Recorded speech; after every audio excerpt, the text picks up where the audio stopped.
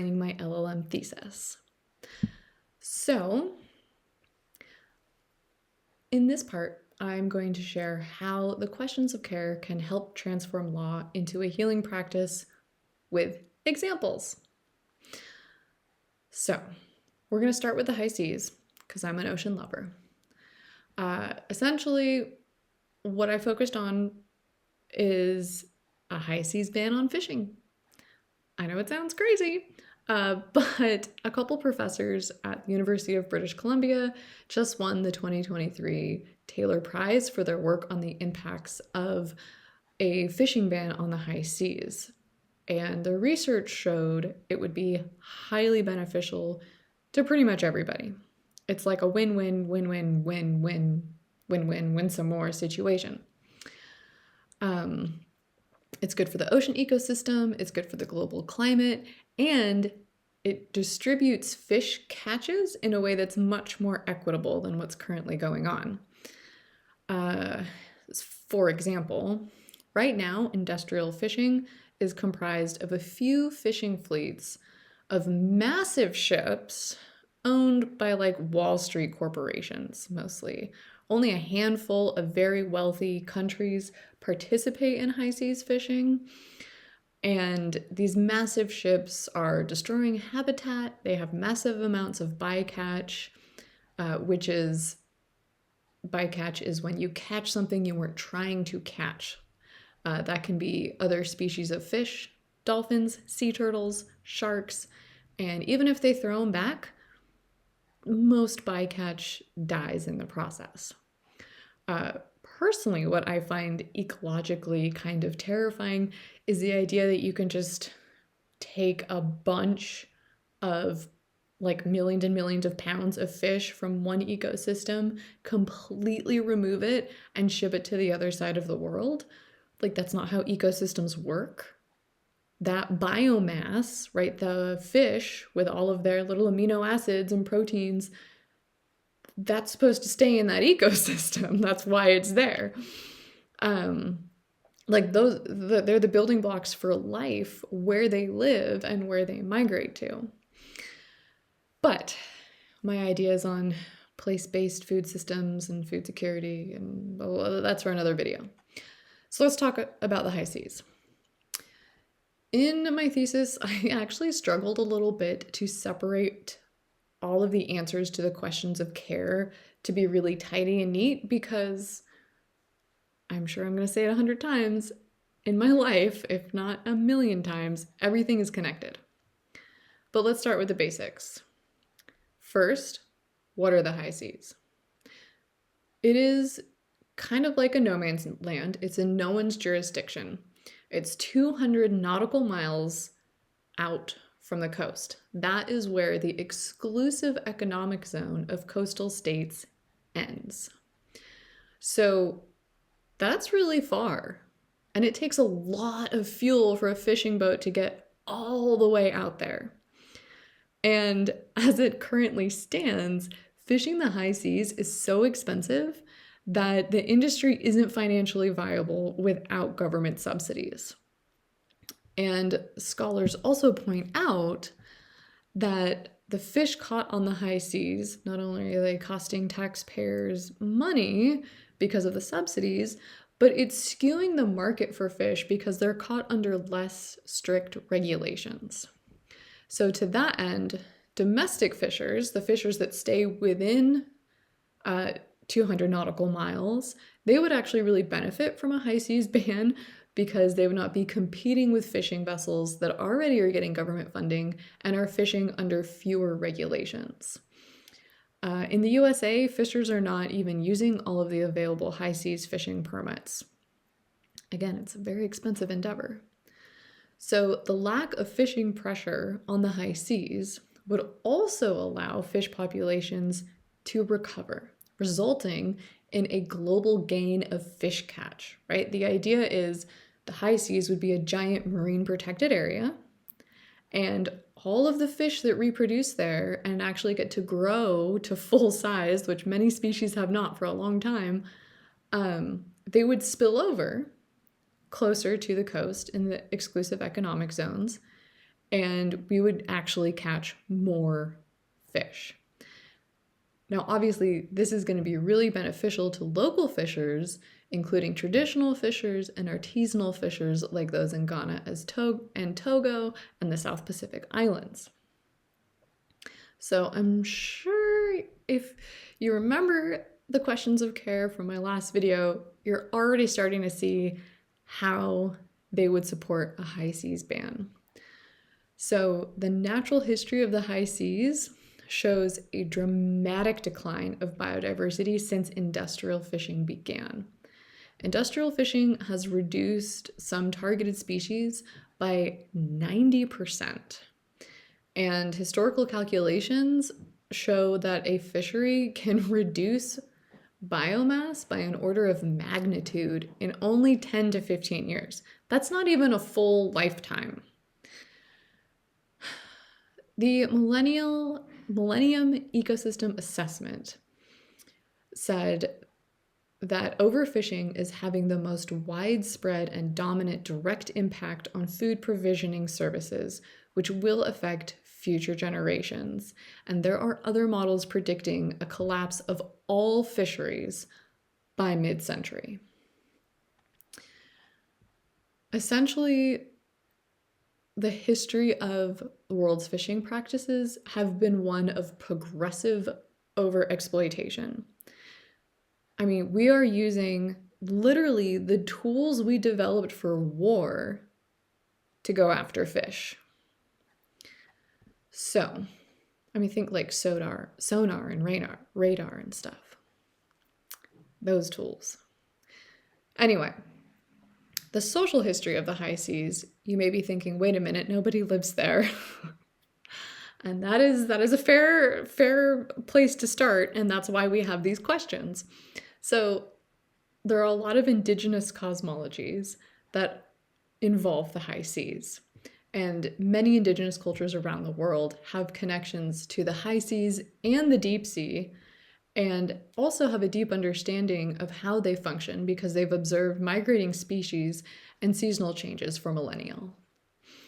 And most recently, indigenous people from around the world made their voices heard when they signed a petition and sent it to the ISA, the International Seabed Authority, clearly expressing that they do not give consent to deep sea mining, and they do have a connection even to the deep sea. This petition specifically called out high seas fishing and overfishing as one of the stressors to the high seas and how we should not continue to stress it out. So when we think of the other questions of care based on which relationships need healing in terms of the high seas, there are so many. So many. So for starters, states that are engaged in high seas fishing, they're damaging their relationship not only with the ocean, but with indigenous people, with other states by taking all the fish and causing global inequity in terms of who is landing fish, and also with their own people, because the overfishing the ocean is harming the global ocean ecosystem, and it's allowing human rights violations because apparently the high seas fishing industry has some problems with slave labor as well. So we're in a lose-lose-lose situation with high seas fishing. Now,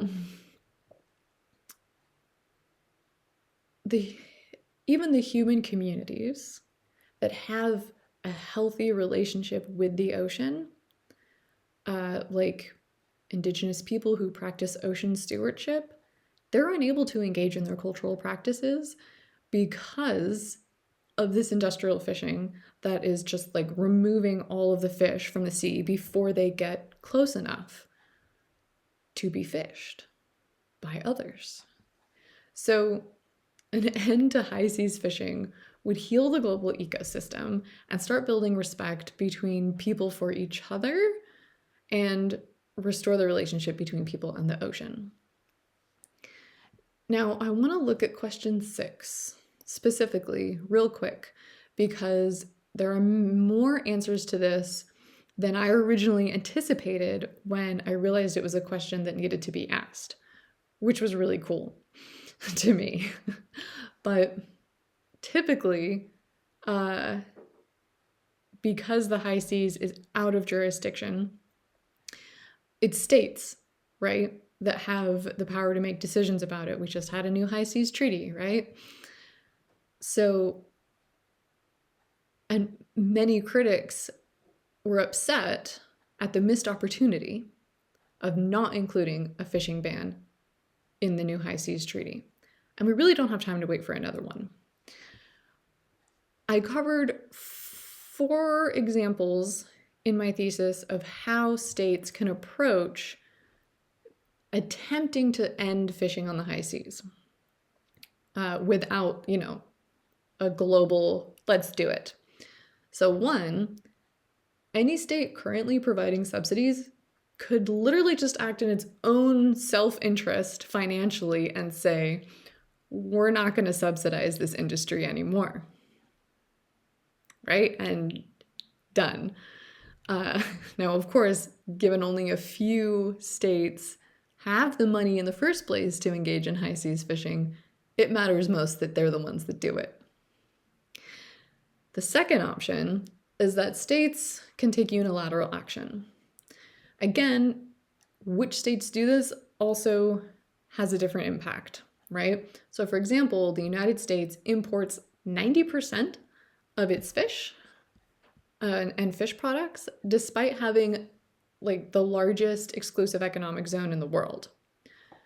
But by banning high seas fish imports, the US would be benefiting its domestic fishers by increasing demand for domestically caught fish. Another option, the third option, can be done in a whole variety of ways, which is essentially states forming clubs. Honestly, I read a paper on it and it was just almost a little too complicated for me. It's a lot of like multilateral agreements and, creating clubs, which is great. If y'all want to do it, go do it. But basically, it's collaborative action. And these states would agree that fishing vessels with their flag don't get to fish on the high seas anymore, and those states will not accept fish caught on the high seas. That's a simple version. There's also an option called the donut hole, which is where states don't let anyone of any flag, including their own, fish within high seas waters that are like surrounded by their exclusive economic zone. Actually, Russia and the US are already doing this. And there's a variety of other methods of states kind of working together to do this, like certain goods for services and putting conditions on it. And there's a whole array of options for a few states to do it together. The fourth option would definitely be a ways out because the new high seas treaty is not yet in force, but I find it kind of exciting. So under the new high seas treaty, any state can propose a marine protected area. So any state could propose the entire high seas being a marine protected area. And what's even better is that while the high seas treaty prefers consensus in decision making, it will accept a 2/3 majority vote. Now, given that the vast majority of states will greatly benefit from a high seas marine protected area, a fishing ban, right? That could easily be done. So it's more of a matter of politics and of people understanding that this is ecologically and socioeconomically the best thing to do. But so we might be wondering now, but the High Seas Treaty already has the goal of creating, well-connected marine protected areas. Like, why doesn't that work? Why does it have to be the entire high seas? Well, smaller marine protected areas have not produced significant benefits for most migratory species. So like, especially on the high seas, if you just like protect this bit right here, all it does is shift those harmful fishing practices over here. It's essentially an exercise in damage limitation as opposed to addressing the core issue. And these smaller MPAs, therefore, would not achieve the actual goals of the High Seas Treaty, but full protection of the high seas will. So Article 17, goals C, D, and E, in particular, would be much easier to achieve, much more quickly, and much more equitably with a full high seas marine protected area, right? Protect, preserve, restore, and maintain biological diversity, support food security, and support developing state parties. I have an issue with the term developing states, but that's for another video. But seriously, like, you know, if this is a priority to what they call small island developing states and coastal African states and developing middle income countries, this is the best way to support them. Now, of course, there is a catch to option 4. If you're familiar with the United Nations Convention on the Law of the Sea, UNCLOS, then you're probably thinking about the do not undermine clause right now. So the High Seas Treaty, like other law, has to be read in the context of law. And the High Seas Treaty is an implementing agreement of UNCLOS. And often what happens when you have these agreements that are stemming from a larger framework, they say that you can't undermine it. You can't undermine the original, right? It's all about the OG. So, in this particular case,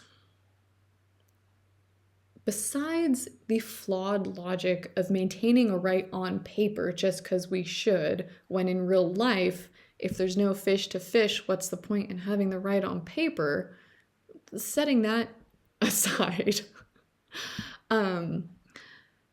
you know, if we're creating new laws to address the failures of older laws, it seems like undermining them a little bit might be necessary, right? Because they're not working. UNCLOS is not working, right? And just because we undermine a little bit of it or this part or that doesn't mean there's going to be complete chaos because suddenly the law is so unpredictable. No, it's not really. We just need to change something in some way to make it better. We're all discussing it and we're all going to, you know, vote 2/3, whatever, agree on it somehow. And it's not like the law moves very fast, okay? It's a very slow process to change law. So I find the argument of like, oh, inconsistency really hard to swallow. Moreover, when we think about the term do not undermine who? The High Seas Treaty specifically tries to be inclusive of Indigenous people. And if this is going to go beyond just lip service, like a lot of other international law, then Indigenous legalities should also be respected. And if we are actually going to decolonize law, then we need to undermine it. That is the point. But so this is essentially the main point of my thesis, right? We have all of these laws that are conflicting to some degree, right? Obviously, Indigenous legalities and accepted Western international law, huge conflicts. But then even within laws, you know, do not undermine. But if we protect this, what about that? And this and that. So we have these conflicting environmental laws in and of themselves. Sometimes a treaty can conflict with itself. And this is where the grunt norm comes in, right? This is where we look to the highest aspiration of law to determine legal action. So with care as the guide, caring for the fish, caring for other marine life, caring for habitat, caring for people, it makes the High Seas Treaty that bans high seas fishing or turns the high seas into a marine protected area, however you want to say it, it makes it an obvious and simple choice. Because the benefits ecologically and socioeconomically and culturally are just win, win, win, win, win.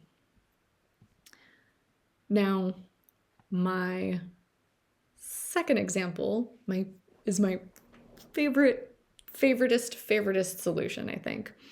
As some of you know, I love Restorative Ocean Farms. Now, usually when people hear ocean farm, they think of fish farms, which have a pretty big ick factor and a reputation for like poor quality of fish and environmental degradation. But emphasis on the word restorative here. So think of regenerative farming practices on land, like permaculture and agroforestry. Foresty. Now, I am saying restorative because regenerative typically refers to the ecosystem, which is great. We should regenerate the heck out of it. But a fully restorative farm is not only ecologically beneficial, but also equitable for human communities. And now, the other thing I love about Restorative Ocean Farms is that we can all do it right now, and we should, while we're busy waiting for the higher levels of government to catch up to, including care and law and essentially just doing the right thing and not destroying the planet. We can do Restorative Ocean Farms right now.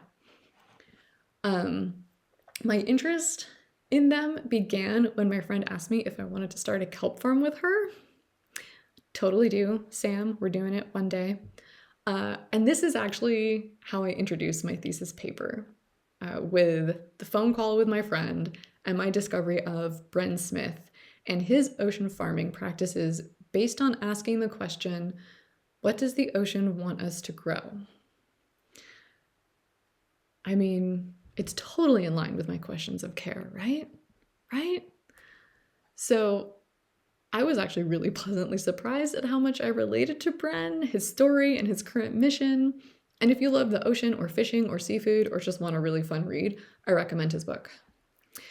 But I digress. So, Restorative Ocean Farms are an amazing opportunity for coastal communities to live in harmony with the coastline, flourishing alongside the sea, and for states to boast that they're meeting the UNCLOS goal of maintaining and restoring marine ecosystems in their exclusive economic zone. I actually love Restorative Ocean Farms so much.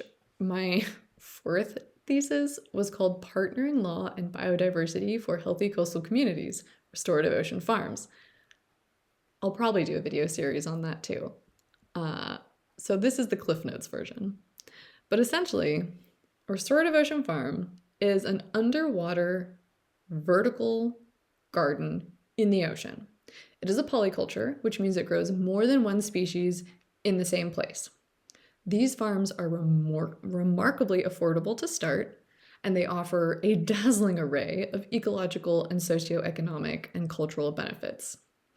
They are my favorite example of a project based on caring for a specific place and being inclusive of knowledge and heritage of that place. So let's start thinking about how the questions of care would shape a restorative ocean farm. Somebody wants to do this project. Okay, great.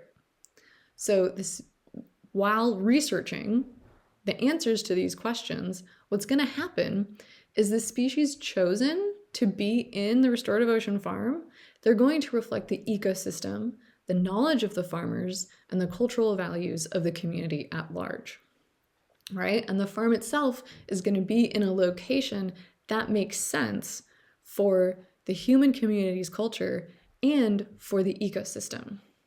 So in cold water, we're thinking mussels, oysters, clams, scallops, seaweeds, yummy, whatever is native to the location. In tropical waters, maybe there's sea cucumbers and oysters for pearls or meat, sea grapes and other seaweeds, seagrass beds, and even coral, which could be grown for the aquarium trade or part of coral reef restoration projects. But in any location, when we're asking the questions of care, a restorative ocean farm is going to offer significant benefits. Job security, food security, positive nutritional outcomes, poverty alleviation, gender and social equity, intergenerational collaboration. It's going to create a carbon sink. There's going to be food security. We can promote cultural heritage. And overall, there's going to be a more resilient coastal community in the face of climate change and pandemics and other events. And the reason this works is because the design of the farm and the species selection and even the business plans, they're all site-specific. So the questions of care, whether it's a restorative ocean farm or any other project, essentially provide the foundation for creating something successful that goes, I would say, beyond what Agenda 21 called for. It's not just a mutually beneficial relationship between the economy and environmental protection. It's a whole new perspective on what economic development can and should mean. And that is what we need to move forward. So real quick, looking at question 6, this is where the law can really help with things like restorative ocean farms. The who applies to all roles carrying out the project.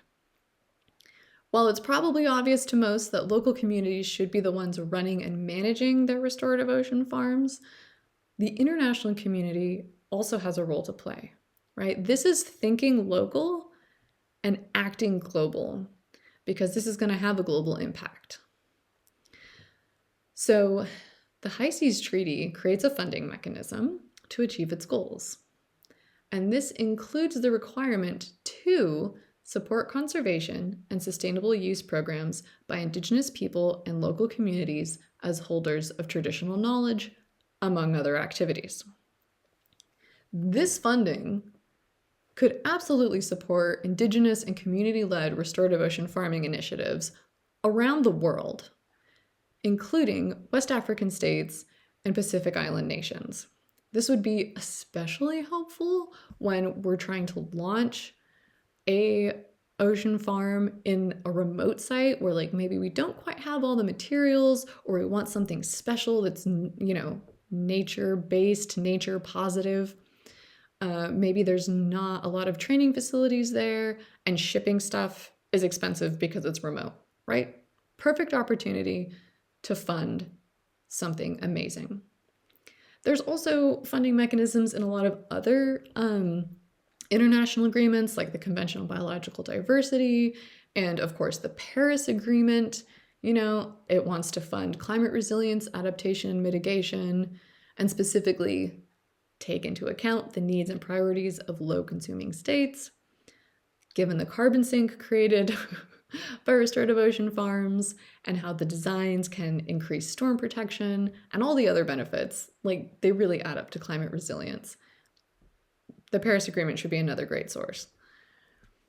Now, having thought about all of that, we can see how question 6 is actually pretty broad. It's not just who are the boots on the ground, so to speak, but it presents an opportunity for states that are still colonizing or had previously colonized to act responsibly today for the sake of the future. And so I concluded my thesis with a comment on ideas. Basically, law is an ideology. We made it up. It blows my mind that we just made it up. But the great thing is we can change it. Now, nature is not an ideology. It just is. And if we are to survive, we need to align all our ideologies all our systems of law, politics, governance, food production, everything with nature's laws, because we can't change those. So I hope you like this. If you want to read my thesis or other writings, you can check out my website. The link is below. I'm starting my own sustainability consulting based on the questions of care, earthviewconsulting.com.